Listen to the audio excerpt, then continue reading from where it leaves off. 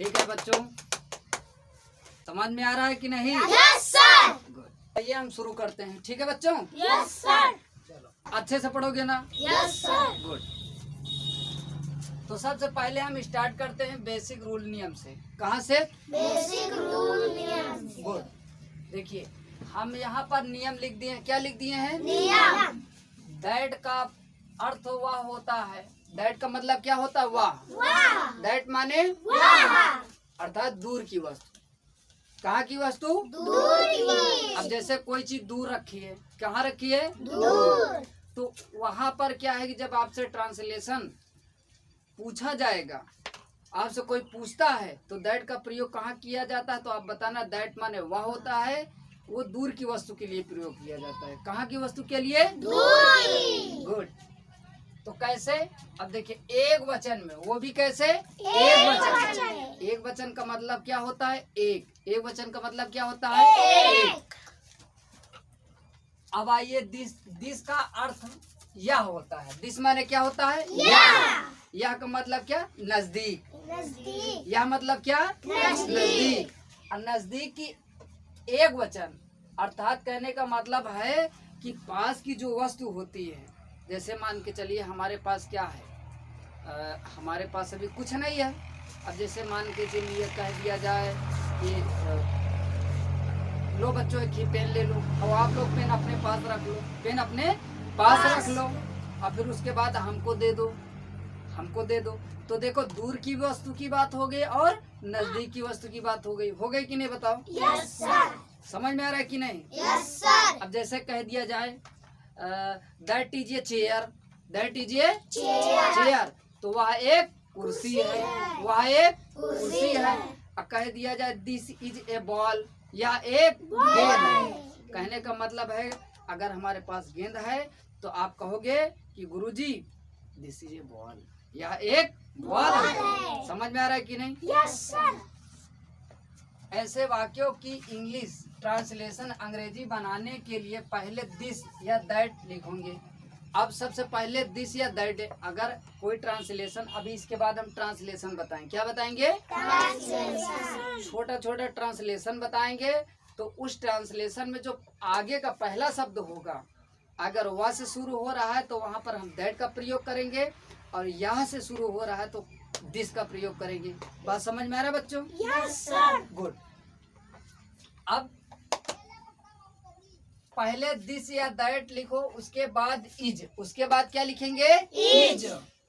आता है। फिर ए या एन के साथ संज्ञा अर्थात नाउन की अंग्रेजी लिखी जाती है। नाउन माने संज्ञा होता है। नाउन माने संज्ञा। जैसे नाउन की परिभाषा क्या होता है? किसी व्यक्ति व स्थानों के नाम को क्या कहते हैं? संज्ञा। संज्ञा माने क्या? नाउन। Noun noun noun. ठीक है? Yes sir. आओ अब हिंदी को अंग्रेजी में अनुवाद करना सीखें। ठीक है? अब देखो, अब हम ट्रांसलेशन बताएंगे। क्या बताएंगे? ट्रांसलेशन। ठीक है? आप लोग अपने कॉपी में नोट डाउन कर लीजिए। Yes sir. अब देखो बच्चों, हम यहाँ पर 2 एग्जाम्पल लिए। कितने एग्जाम्पल? 2। एग्जाम्पल को हिंदी में उदाहरण कहते हैं। क्या कहते हैं? उदाहरण। ठीक है? तो यहाँ पर देखिए, एक उदाहरण ले रहे हैं आपको समझाने के लिए। ठीक है ना? अब देखिए, यह एक पेन है, यह एक पेन है। तो देखिए मेरे हाथ में क्या है? एक पेन, अर्थात एक मार्कर है। ठीक है? Yes sir. और नीचे क्या है? वह एक किताब है, वह एक किताब है। अब देखो, यहाँ पर यह एक पेन है, तो यहाँ पर क्या है? एक पेन की बात कर रहा है। किसकी बात कर रहा है? एक पेन की। ठीक है? अब मान के चलिए पेन,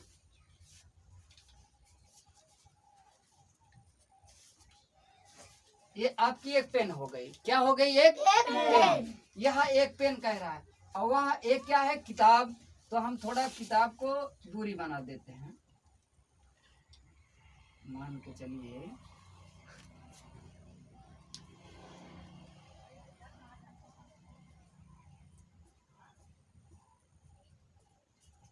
बात समझ में आया?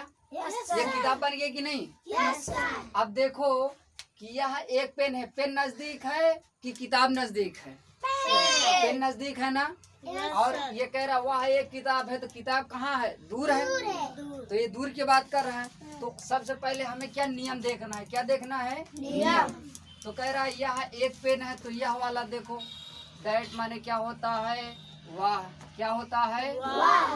वाह। तो हम कहाँ पर चलेंगे? वाह के पास चलेंगे। और ये क्या है? अब देखो सबसे पहले यह एक पेन है, तो दिस वाला देखेंगे। क्या देखेंगे? दिस। दिस का अर्थ यह होता है, तो भैया यह होता है। चलो या दिस माने यह होता है, तो यहाँ पहले क्या लिखेंगे? दिस। क्या लिखेंगे? दिस। अब फिर उसके बाद कह रहा है इज आता है या फिर ए, तो दिस इज क्या हो गया? Is a pen. क्या हो गया? अब देखो दिस इज ए पेन हो गया ना, तो यह एक पेन है। अब कह रहा वह एक किताब है, तो क्या लिखेंगे? वह की अंग्रेजी क्या होगी? दैट। क्या होगी? दैट। अब है की अंग्रेजी में क्या करेंगे? इज। क्या लगाएंगे? That is. अब एक लिखा है, एक को अंग्रेजी में क्या लिखेंगे? ए किताब। क्या है? तो बुक माने क्या होता है? ठीक है, समझ में आया बच्चों? अब दिस और दैट कर लोगे ना? कोई दिक्कत तो नहीं होगी? गुड।